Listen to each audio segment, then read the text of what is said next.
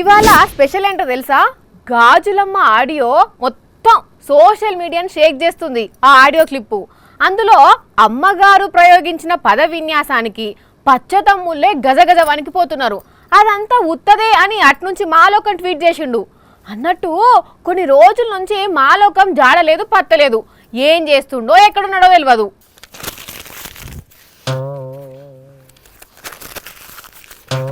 ఆగో ఇప్పుడే అనుకుంటున్నావు, ఇంతలోనే రానే వచ్చిండు మాలోకం. ఎవరిని వదిలిపెట్టే సమస్య లేదు, నా తడాక ఏంటో చూపిస్తా. ఓ సారు, ఎన్నికల ప్రచారానికి పోకుండా ఇంట్లో కూర్చొని చిన్న పొరగాని లెక్క ఆ పుస్తకంలో పేపర్లన్నీ చింపుతున్నవేంది? ఈ పేపర్లదేముంది, నా చీటీనే చిరిగిపోయింది. అయ్యో ఏమైంది చిన్న బాబు? నన్నెవరు గుర్తించడం లేదు. నిన్ను గుర్తించకపోవడేంది?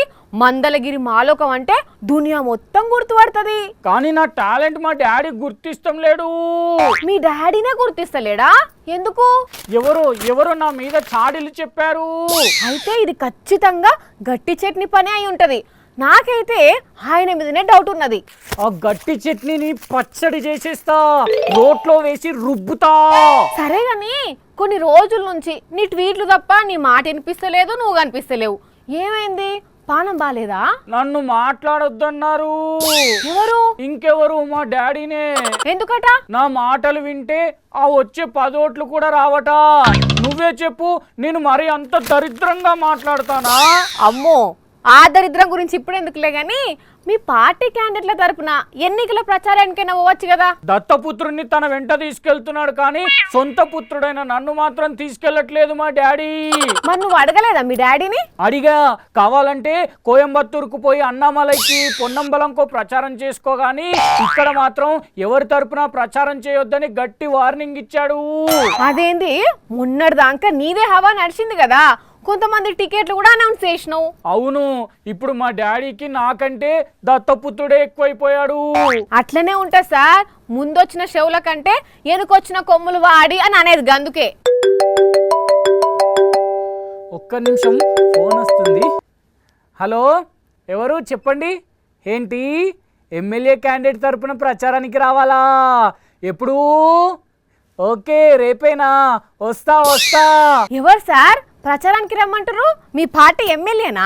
కాదు, బీహార్లో ఒక ఇండిపెండెంట్ తరపున ప్రచారం చేయాలట. అరే వా, మీ పార్టీ వాళ్ళు రావద్దు అంటే బీహార్లో ఆడెవడో ఇండిపెండెంట్ నుంచి పిలుపొచ్చిందా మీకు? అప్పుడే ఆడదాకా వాకిందా మీ టాలెంట్? పోతారా మరి బీహార్కు? పోతా, సొంత పార్టీ వాళ్ళు పిలవడం లేదు.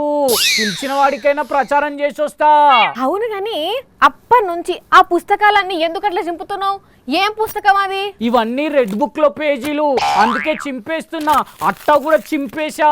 అయ్యో, అందులో వాళ్ళ పేర్లు వీళ్ళ పేర్లు రాసుకున్నా గెలవంగానే వడ్డీతో సహా చెల్లిస్తానంటివి కదా. కరెక్టే, గాని మా నాన్న మీద కోపంతో అన్ని చింపేస్తున్నా. మరి తర్వాత వాళ్ళ పేర్లు కావాలంటే ఎట్లా? కరెక్టే కదా. ఎంత కష్టం వచ్చింది మాలోకానికి. మొన్నటి దాకానేమో నా అంత తీస్ మార్కాన్ లేడన్నట్టే బిల్డప్ ఇచ్చిండు. ఇప్పుడేమో అరల కూర్చొని ఎర్ర బుక్కుల పేజీలు చింపుకుంటున్నాడు. పాపం మా లోకేశం.